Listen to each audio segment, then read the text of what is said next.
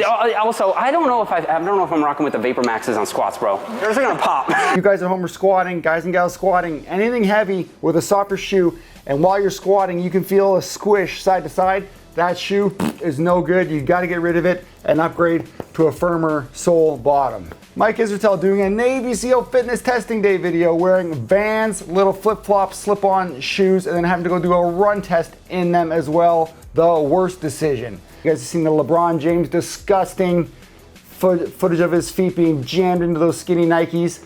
Today's audit is the running shoe. We've been wearing them our whole life, so how is it possible we could be wearing the absolute wrong design for you? Get out of the foot squeezing coffins and get off those marshmallow soles. Today we're gonna educate you on the 4 factors: density of a shoe sole, the foot shape of a shoe, the stack height amount of sole underneath you, and the drop height is the tilt from heel to toe. Top of the fitness pyramid, Jeff Nippard wearing untied shoes in the gym. That makes sense though, because he admits himself, he's never doing conditioning, not training athletic, and will never touch cardio. Over here, we've got a treadmill, whatever. Will Tennyson squeezing pig hoofs into the tightest Nike Romalo lifting shoes. If I were to ask you to jump on top of that. Probably, yeah, here. Really? Yeah. No shit. Yeah. And you got Athlete X wearing old 1991 referee shoes, basically the equivalent of demoing all of his fitness stuff too. Why? Mainly because none of these guys train athletically, move laterally, run, sprint, or jump. Obviously, before we begin, you can take any one of these shoes and say, well, I can lift in those and I can go running in them. So yes, clearly one shoe can blend some categories, but we have to talk about why you're wearing a shoe for one thing and why you shouldn't be wearing it for another. Firstly, we're gonna talk about the density of the shoe sole, but before that, comment below with what shoe are you wearing to work out in and what shoe are you wearing to run in, and if those are the same shoe, or if you're a bodybuilder, you don't run anyway, so what shoe are you lifting in? Whatever. Now, if you guys know me, you know you'll never see me do cardio. You'll never see me do cardio. Boom, if I have any discount codes or weird shoes that I'm gonna mention you never heard of, I'm gonna put those links and information in the comments or description below. Okay, density. The first thing we're doing is the marshmallow test. Take your shoe, squish it, the sole with your thumb. If you can squish your thumb into that sole and make a big indentation, your shoes are probably too soft for anything athletic, and that's a huge problem with all new shoes today. Secondly, take your shoe from the back. You're looking at it from the back. If you see any tilting wear one way or another, you are in massively big trouble. You have an everted or an inverted ankle, and that slop from the ankle is going to send problems all the way up the body, up the chain, or you're connected to the ground athletically by your foot.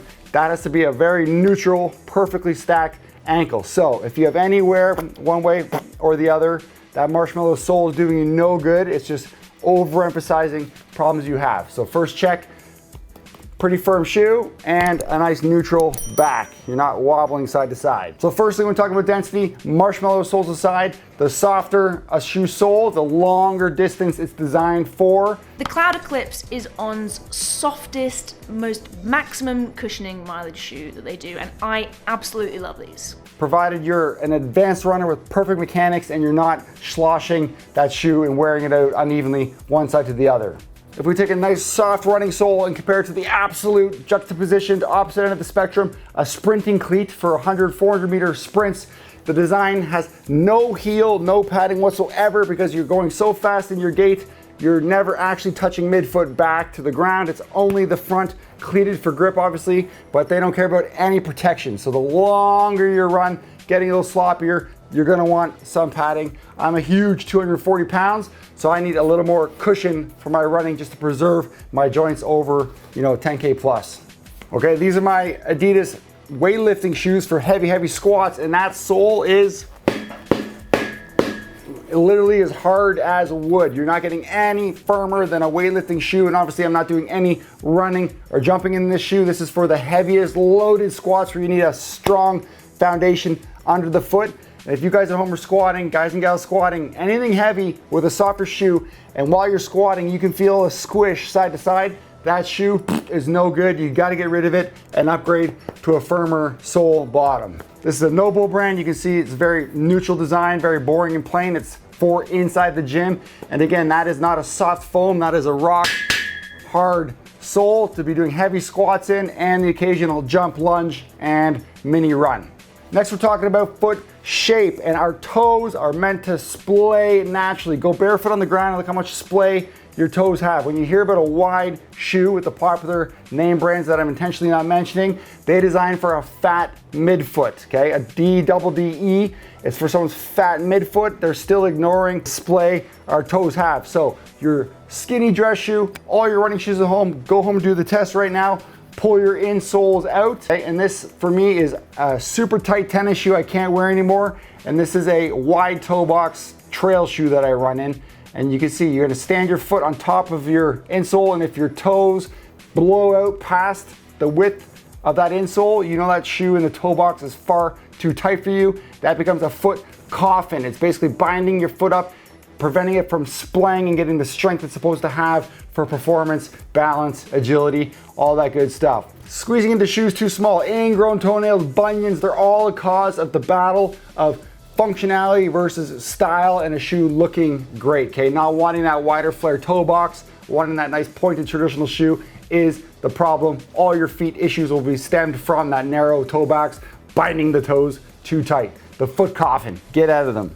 Look at a real baby or any photo of a baby's feet. They are the pure essence, virgin foot of how a shape should look, untouched and unsqueezed by the style and ethics of the shoes we need to buy or forced to buy with the brand names today. You guys have seen the LeBron James disgusting footage of his feet being jammed into those skinny Nikes, and what they do to you over time, it's no good. So go out and look for links below, get a wide toe box shoe and just see if it totally changes your world. I dug these out. These are Kara's Speed Cross. I used to have the same US 13 size Speed Cross, but you can see they are critiqued for the most squishy, narrow toe box of any shoe on the market for athletic performance trail running. And you can just see this is obviously way bigger, but the huge difference in footbed shape for these shoes, okay? People say might look a little more ugly, but they're totally acknowledging the way your foot's supposed to be in the toe box. These ones I could not run in. My feet were getting destroyed even with oversizing. It was no good. So she doesn't wear these anymore either. I just found them buried at the bottom of the shoe rack. This is the Vivo Primus that I wear as my floor and training shoe in the gym without big bouts of running or jumping.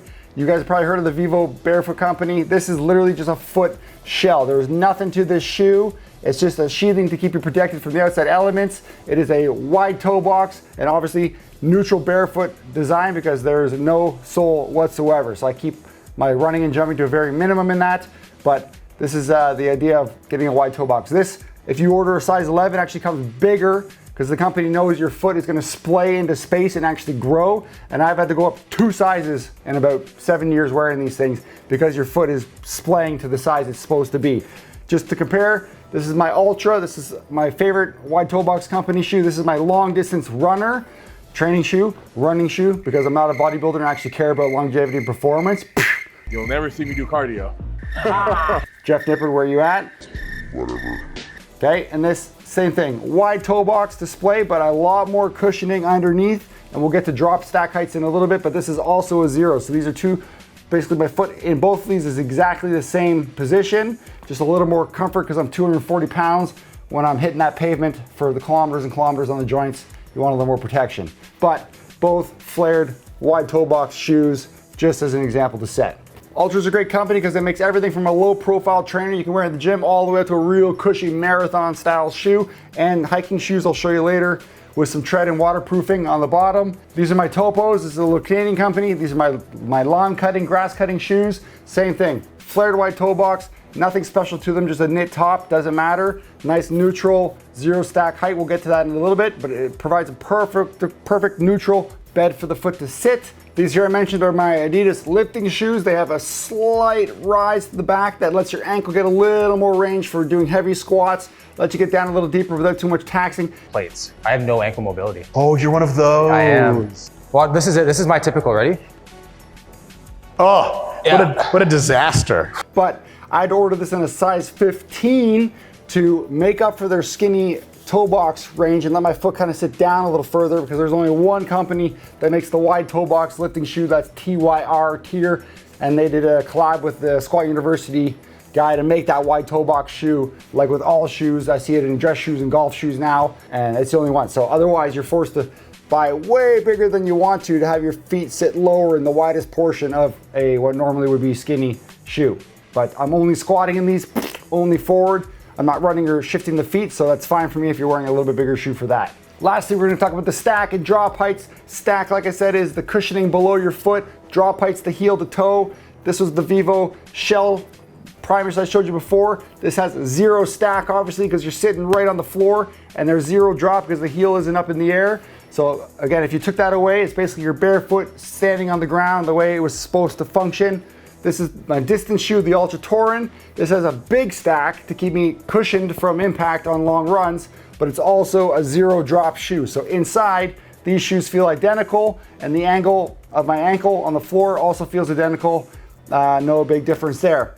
Compared to Care's massive lifter shoe, this is probably the steepest angle of shoe drop you would see in an athletic setting.